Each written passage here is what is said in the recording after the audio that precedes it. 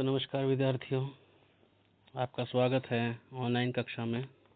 तो कक्षा 8वीं में हमने पिछली क्लास में सूक्ष्म जीवों के बारे में पढ़ा था और उनका वर्गीकरण भी किया था और यह भी बताया था कि एक अन्य प्रकार का सूक्ष्म जीव है जो उन चारों कैटेगरी में कैटेगरीज थी सूक्ष्म जीवों की, उनमें वो नहीं आता। क्यों नहीं आता ये भी बताया था। जीवाणु एक कोशिकीय होते हैं, विषाणु अकोशिकीय होता है, हमारी कवक बहुकोशिकीय होती है, शैवाल एक कोशिकीय से लेकर बहुकोशिकीय होता है। तो चलिए अब हम बात करते हैं सूक्ष्म जीव रहते कहाँ हैं।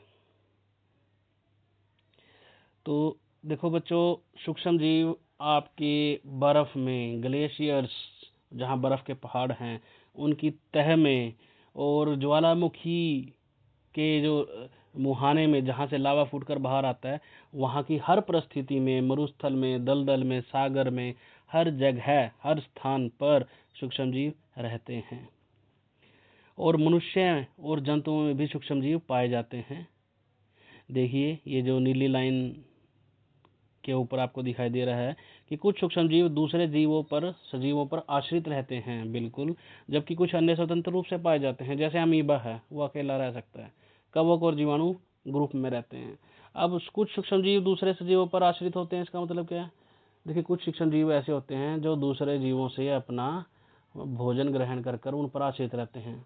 आपने प्राय देखा होगा कि हमारे जो पशु हैं उनमें कुछ चीचड़ या वो जो परजीवी होते हैं वो उन पर आश्रित रहते हैं। लेकिन कुछ सूक्ष्म जीव ऐसे भी होते हैं जो हमारे जंतुओं में, मनुष्य में भी पाए जाते हैं।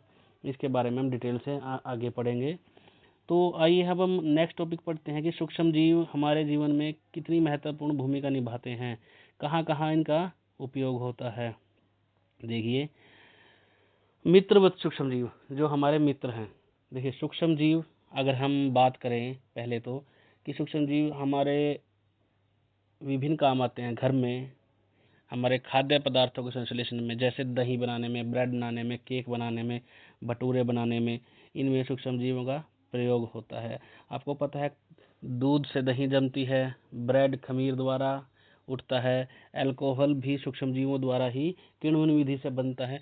तो हमारे खाद्य पदार्थों में इन सूक्ष्म जीवों का बहुत ही महत्वपूर्ण उपयोग है। पर्यावरण को स्वच्छ रखने के लिए इनका उपयोग किया जाता है। देखिए, पर्यावरण को स्वच्छ कैसे बनाते हैं।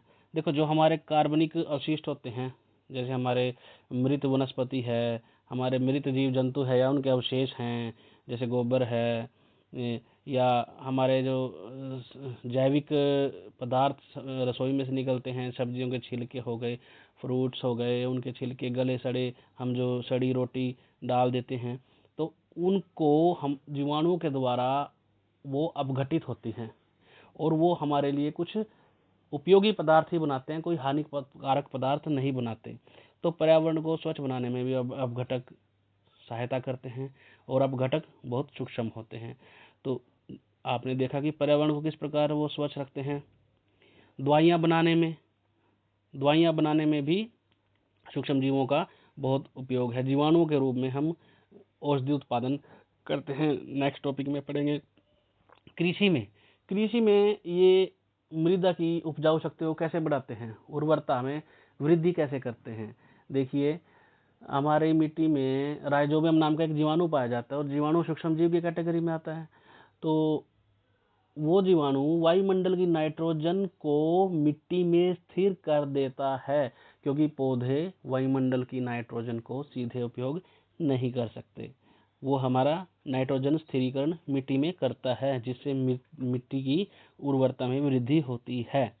तो नेक्स्ट टॉपिक आप ये देखो कि दही एवं ब्रेड बनाना, जैसे पहली कह चुकी है कि हमने अपनी माँ को गर्म दूध में, गुनगुने दूध में थोड़ा सा दही मिलाते हुए देखा है, जिससे दही जम जाती है। हमें आश्चर्य हुआ ऐसा क्यों होता है। देखिए, दही में बहुत सारे सूक्ष्म जीव पाए जाते हैं, काफ़ी नाम हैं। अगर उनमें प्रमुख जीवाणु का नाम बताएं तो वो लैक्टोबैसिलस है, जो दूध को दही में बदलने का उत्तरदायी है। वो क्या करता है, दूध में जनन करता है, अपनी वंश वृद्धि करके वह दही में परिवर्तित कर देता है दूध को। ठीक है, तो ये एक प्रमुख जीवाणु है जो हमारे लिए उपयोगी है, ध्यान रहे उपयोगी है, ये हमारे लिए कोई हानिकारक चीज़ नहीं बनाता। बाकी आप देखो इडली है, सूजी है, और जो हम सूजी से रवा बनाते हैं, भटूरे हैं, इनमें दही एक संघटक है, दही को एक संघटक के रूप में, एक पदार्थ के रूप में प्रयोग किया जाता है। और दही में सूक्ष्म जीव हैं बहुत सारे, जिनमें लैक्टोबैसिलस प्रमुख है। तो सूक्ष्म जीवों से हम हमारे खाने पीने की चीज़ें जो हैं वो हम बना रहे हैं, ठीक है। तो अगर आपको इस चीज़ का क्रियाकलाप करना हो तो आप घर में कर सकते हैं। आपने क्या करना है, एक बर्तन में आधा किलो आटा या मैदा ले लीजिए, आप मैदा ले लीजिए, उसके अच्छे रिजल्ट मिलेंगे। उसमें थोड़ा सा गर्म पानी डालकर और चीनी गर्म पानी में घोल लें, या फिर पहले चीनी डालकर उसको गर्म पानी से उसको मिलाओ, गूंथ लो उसको। और फिर उसमें आधा एक चुटकी चम्मच डाल लो यीस्ट पाउडर की, खमीर की, और उसको आप रख दीजिए ढककर 2-3 घंटे के लिए। आप जो वो आटा या मैदा आपने भुना था, ये देखिए वो कुछ इस प्रकार फूल कर हो जाएगा। ऐसे क्यों? यीस्ट पाउडर डाला था आपने, थोड़ा गुनगुना पानी डाला था, ऐसा क्यों? यीस्ट पाउडर घर में नहीं है तो आप दही का इस्तेमाल और लस्सी का इस्तेमाल, खट्टी दही खट्टी लस्सी का इस्तेमाल कर सकते हैं। उससे क्या होगा, उससे जो यीस्ट है ना आपका, वो जल्दी से जनन करेगा, और जनन करके वो श्वसन करेगा, श्वसन करता है, श्वसन के दौरान कार्बन डाइऑक्साइड गैस को उत्पादित करेंगे, और गैस वाले जो बुलबुले हैं उसके कारण ये आटा आपका फूल जाता है, वो बाहर नहीं निकल पाती। तो देखिए कार्बन डाइऑक्साइड गैस से ये मैदा फूल जाता है। आप किसी हलवाई की दुकान पर देख सकते हैं जहाँ पे ये बनता है आपका भटूरे, वो इसी प्रकार के आटे का जो 4-5 घंटे से गूंथ कर रखा हुआ होता है, खमीर उठाया हुआ होता है, उससे बनाए जाते हैं। बेकिंग उद्योग में जहाँ बिस्किट केक पेस्ट्री बनते हैं, वहाँ खमीर का ही, यीस्ट का ही उपयोग होता है। तो आइए आगे हम पढ़ते हैं सूक्ष्म जीवों का वाणिज्य उपयोग। हम कमर्शियल लेवल पर, आमदनी के लेवल पर इसका कैसा उपयोग करते हैं। आपको पता है सूक्ष्म जीव से अल्कोहल बनाते हैं हम, शराब, एसिटिक एसिड विनेगार जिसको बोलते हैं, घरों में भी मिलता है ये। तो आपको पता है गेहूं से, चावल से, फलों के रस से, जो उनमें एक प्राकृतिक मिठास होती है, शर्करा होती है, उसको खमीर द्वारा वो अल्कोहल में परिवर्तित कर देते हैं, शराब बना देते हैं। अंगूरों से, आपके सेब से, आपकी जौ से जो शराब का उत्पादन है, अल्कोहल का उत्पादन है, वो खमीर द्वारा वो बना देते हैं। तो इसके लिए आप क्या कर सकते हैं, अगर आपने अल्कोहल घर में ही 2-3 घंटे 4-5 घंटों में अगर आपने देखना है कि अल्कोहल की गंध कैसी होती है, तो इसके लिए आप क्या कीजिए, आपके घरों में बीकर तो मिलेगा नहीं, 500 ml का गिलास ले लीजिए कंच का, अगर बीकर है, बीकर उपलब्ध है तो वो ले लीजिए। उसमें आपने 3 हिस्से पानी के भर लेने हैं, और 2-3 चम्मच चीनी की आपने घोल देनी है। चीनी किस लिए घोलनी है, क्योंकि चीनी से ही अल्कोहल बनेगा। और उसमें आधा चम्मच यीस्ट डालना है, ताकि जो सूक्ष्म जीव हैं वो वहाँ पर जनन करके वो क्या करेंगे, जनन करके वो किण्वन विधि में आपकी सहायता करेंगे। तो उसको 4-5 घंटों के लिए कहीं ऐसे स्थान पर रख दीजिए जहाँ थोड़ा सा गर्म हो, फ्रिज में नहीं रखना है, ढक कर रख दीजिए। और 4-5 घंटों के बाद उसको सूंघ कर देख लेना आपने। जैसे ही आप सूंघ कर देखेंगे तो आपको अल्कोहल की गंध उससे आएगी। तो ये कैसे आई थी, ये चीनी के अल्कोहल में परिवर्तित होने का कारण चीनी अल्कोहल में बन गई है। तो यह क्रिया किण्वन कहलाती है, इंग्लिश में इसको फर्मेंटेशन बोलते हैं। और इसकी खोज लुई पास्चर ने 1857 में की थी। एक नंबर में बहुत अच्छा क्वेश्चन आ सकता है कि किण्वन की खोज कब और किसने की, तो एक नंबर में आप ये बता सकते हैं कि लुई पास्चर ने किण्वन की खोज 1857 ईस्वी में की। तो आगे देखिए सूक्ष्म जीवों के औषधीय उपयोग। तो दवाइयाँ बनाने में हमारे सूक्ष्म जीव कैसे उपयोग में आते हैं। आपको पता है जब भी आप बीमार होते हैं तो आप कहाँ जाते हैं, डॉक्टर के पास जाते हैं ना। तो वो आपको दवाई देता है, कैप्सूल देता है, या खुराक बना के देता है, कभी कभी इंजेक्शन भी लगा देता है। तो वो क्या होता है, वो प्रतिजैविक की कोई गोली देते हैं, प्रतिजैविक या टीका, मतलब एंटीबायोटिक बोलते हैं उसको, ठीक है, प्रतिजैविक की। और ये दवाइयाँ सूक्ष्म जीवों से बनी होती हैं। ये क्या करती हैं, जैसे ही हमारे शरीर के अंदर ये जाती हैं तो बीमारी पैदा करने वाले सूक्ष्म जीवों को खत्म कर देती हैं, नष्ट कर देती हैं, या उनकी जो जनन से वो वृद्धि करते हैं उस वृद्धि को वो रोक देते हैं, वहीं पे उसको रोकथाम कर लेते हैं। तो जो ऐसी दवाई होती है जिससे हमारे रोग फैलाने वाले सूक्ष्म जीव हैं शरीर में, उनके जनन में वृद्धि को रोक देते हैं या उन्हें नष्ट कर देते हैं, तो उनको प्रतिजैविक अथवा एंटीबायोटिक कहते हैं। और आजकल कहाँ से बनाया जा रहा है, जीवाणु और कवक से बहुत सारी प्रतिजैविक दवाइयाँ का उत्पादन हमारे देश में, हमारे संसार में हो रहा है। बहुत सारी प्रतिजैविक दवाइयाँ हैं, ठीक है। इसमें जो आपके पास प्रमुख हैं वो आप देखिए, स्ट्रेप्टोमाइसिन, टेट्रासाइक्लिन, एरिथ्रोमाइसिन, एक होती है एजिथ्रोमाइसिन, नोट कर लीजिए, एजिथ्रोमाइसिन। और बहुत सारी दवाइयाँ हैं आपके पास, जैसे कि आपके पास दूसरी एंटीबायोटिक क्या है, आपके पास ओफ्लोक्सिन टेबलेट आती है, एजिथ्रोमाइसिन आती है। तो इस प्रकार की जो दवाइयाँ हैं आपके पास, ओरिंडाजोल है, ओफ्लोक्सिन है, तो सिप्लोफ्लोक्सिन है, तो ये सभी एंटीबायोटिक दवाइयाँ हैं। आपको गृह कार्य में भी कुछ प्रतिजैविक दवाइयों के नाम दिए जाएंगे, तो आप उसको अपने बड़ों से या घर में अगर आपने कोई दवाई रखी हुई है वो उससे भी देखकर आप दिखा सकते हैं कि कौन सी है। जैसे एमोक्सिसिलिन है, मैं दोबारा बता देता हूँ, ओफ्लोक्सिन है, स्ट्रेप्टोमाइसिन है, और आपकी एजिथ्रोमाइसिन है।